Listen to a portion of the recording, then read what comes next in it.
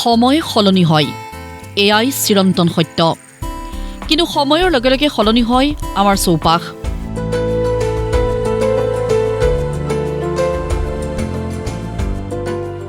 চাই থাকোঁতেই গমেই পোৱা নাযায় কেনেকৈ যে সম্ভৱ হয় আমাৰ মন মগজুৱে ঢুকি নোপোৱা কথাবোৰ।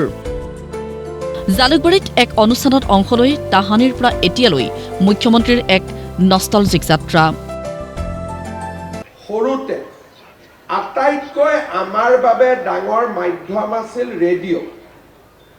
আমি ক্ৰিকেট খেলাৰ কমেণ্টৰিও ৰেডিঅ'ত শুনিছিলোঁ, বৰদলৈ ট্ৰফিৰ কমেণ্টৰিও ৰেডিঅ'ত শুনিছিলোঁ, আৰু ৰাতিপুৱা ঘৰত আমি ৰেডিঅ'টোৰ পৰা বৰগীত শুনিয়ে, তেজৰে কমলাপতি শুনিয়ে আমাৰ জীৱন আমি আৰম্ভ কৰিছিলোঁ। 1982 প্ৰথম আমি ব্লেক এণ্ড হোৱাইট টিভি দেখা আৰম্ভ কৰিলোঁ। তাৰপিছত দুই এজনৰ ঘৰত কালাৰ টিভি দেখা পোৱা আৰম্ভ হ'ল। লাহে লাহে কালাৰ টিভি সকলোৰে বাবে এটা সাধাৰণ কথা হৈ পৰিল। টেলিফোন কৰিবৰ কাৰণে যাৰ ঘৰত টেলিফোন থাকে, আমি চৰকাৰী ইঞ্জিনিয়াৰ প্ৰফেচাৰৰ ঘৰতে আগতে টেলিফোন থাকিছিল, 1-1.5 কিলোমিটাৰ খোজকাঢ়ি আমি সেই পৰিয়ালটোলৈকে গৈছিলোঁ আৰু আমি সুধিছিলোঁ যে খুৰা ফোন এটা কৰিব পাৰিম নেকি। এইটো আছিল আমাৰ জীৱন। দীঘলকৈ চিঠি লিখি খুৰা মামা কাজিনলৈকে দীঘলকৈ চিঠি লিখা জেনেৰেশ্যনটোৱে আজি আমি ইমেইলৰ পৰা ওপৰত গৈ Facebook messenger, WhatsApp, signal, Telegram কৈ শেষ কৰিব নোৱাৰি, বটিন যিমান কৈ থাকে। জালুকবাৰী সমষ্টিৰ ২৫০০ৰো অধিক কৃতি ছাত্ৰ ছাত্ৰীক আজি ৰাজহুৱাকৈ সম্বৰ্ধনা আৰু বৃত্তি প্ৰদান কৰে মুখ্যমন্ত্ৰীৰ পৰিয়ালে। বিগত ২৫ বছৰ ধৰি অব্যাহত এই অনুষ্ঠান। ২০০২ চনত আমি এই অনুষ্ঠানটো আমাৰ ITA অডিটৰিয়ামত কৰিছিলোঁ, মোৰ এতিয়াও মনত আছে। ২০০২ চনত আমি ২১৬ গৰাকী মেট্ৰিক আৰু ৭২ গৰাকী হায়াৰ ছেকেণ্ডাৰীত ভাল ৰিজাল্ট কৰা ল'ৰা ছোৱালীক আমি সম্বৰ্ধনা জনাইছিলোঁ। ছাত্ৰ ছাত্ৰীসকলক উৎসাহিত কৰি মুখ্যমন্ত্ৰীয়ে ক'লে, এতিয়া আৰু আয়ুস নকমে, বাঢ়িবহে। আমি কিমান দিন জীয়াই থাকিম, আপোনালোকৰ বাবে সেই সংখ্যা ৯০ বছৰ হ'বগৈ।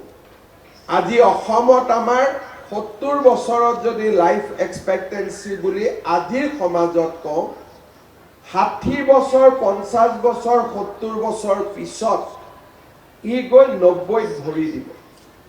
কাৰণ এতিয়া মানুহে বেমাৰৰ ওপৰতো জয় কৰিব পাৰে। গল্ডেন ট্ৰায়েংগলৰ পৰা অসমৰ ১৫০ গৰাকী যুৱক যুৱতীক উদ্ধাৰ কৰা হৈছে। তেনে চক্ৰৰ পৰা সাৱধান হ'বলৈ সকিয়নি দি ছাত্ৰ ছাত্ৰীক আৰ্টিফিচিয়েল ইণ্টেলিজেন্স শিকিবলৈ আহ্বান মুখ্যমন্ত্ৰীৰ। কেইদিনমান আগতে আমি অসমত প্ৰায় ১৫০ ল'ৰা ছোৱালীক উভতাই আনিছিলোঁ। গল্ডেন ট্ৰায়েংগলত তেওঁলোকে কাম কৰে।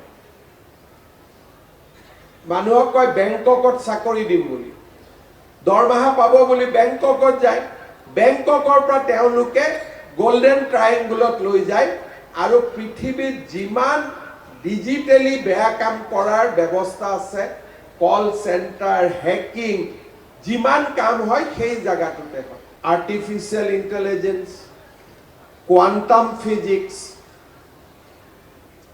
অগমেণ্টেড ৰিয়েলিটি, VR, ৰবটিক্স, যিসকলে বিজ্ঞানত গৈছে তেওঁলোকে এই নতুন নতুন ছাবজেক্টবিলাকৰ লগত চিনাকি হোৱা আৰম্ভ কৰিব লাগে।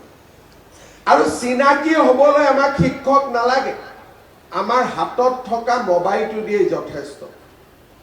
আমি সব কথা আৰম্ভণি জ্ঞান ChatGPT, গুগল, বিভিন্ন ধৰণৰ জেমিনাই আমি ল'ব পাৰোঁ। জাগিৰোড ছেমি কণ্ডাক্টৰৰ পৰা অহা বৰ্ষৰ জুলাই মাহত আৰম্ভ হ'ব চিপৰ ৰপ্তানি। নুমলীগড়ত ইথানল, ডিমা হাছাওত হ'ব মিঠাইন প্ৰস্তুত কৰা প্ৰকল্প।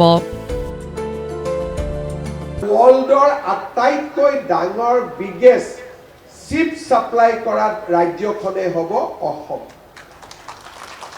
By next July, we will be the leading states যলৈকে আমি চিপছ পঠিয়াম। নুমলীগড় ৰিফাইনেৰীত আমি বাঁহৰ পৰা ইথানেল বনাইছোঁ, এক্ৰেলিক এচিড বনাইছোঁ। আগতে সেইবিলাক ক'ৰ পৰা বনাইছিলে? গেছৰ পৰা বনাইছিল, হাইড্ৰজেন, অক্সিজেন, নাইট্ৰজেনৰ পৰা। এতিয়া আমি ক'ৰ পৰা বনাইছোঁ? বাঁহৰ পৰা। দুটা উদাহৰণ দিছোঁ, দুইটা ফেক্টৰী আমি আৰম্ভ কৰিম। শিক্ষাৰ্থীৰ সভাত চন্দ্ৰবাবু নাইডুৰ সুখী পৰিয়ালৰ সংজ্ঞা ব্যাখ্যা মুখ্যমন্ত্ৰীৰ। আমাক মানুহে শিকাইছিল দুটি পৰিয়াল, সুখী পৰিয়াল। যোৱাকালি চন্দ্ৰবাবু নাইডু ডাঙৰীয়াই এখন মিটিঙত ভাষণ দিছে আৰু তেওঁ কৈছে যে সকলোৱে মিনিমাম 3টা বাচ্চা কৰিব লাগিব। কিয়?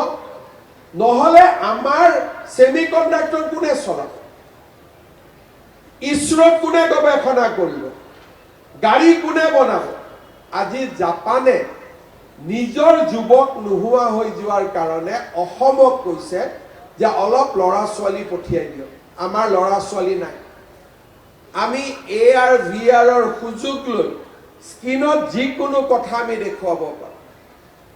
মই নোকোৱা কথাও একজেক্ট মোৰ মাতেদি AI কৰি এৰি দিয়া হ'ব। ইলেকশ্যনৰ আগত অলপ বেছিকৈ হ'ব, এইবাৰো হ'ব, যে মই যি কথা কোৱা নাই সেই কথাও আপোনালোকে ছ'চিয়েল মিডিয়াত দেখিব। লগে লগে ভাবিব আমাৰ মুখ্যমন্ত্ৰীয়ে ইমান বেয়া কথা ক'লেনে? পিছত আকৌ মই ক'ব লাগিব যে এইটো মোৰ ভিডিঅ' নহয়, এইটো AI হয়। অনুষ্ঠানত কৃতি ছাত্ৰ ছাত্ৰীক মানপত্ৰ আৰু চেক প্ৰদান কৰে মুখ্যমন্ত্ৰী আৰু ৰিণিকী ভূঞা শৰ্মাই। ভিডিঅ' জাৰ্নেলিষ্ট মৃন্ময় শৰ্মাৰ সৈতে ৰূপম দলৈৰ ৰিপৰ্ট, প্ৰতিদিন টাইম।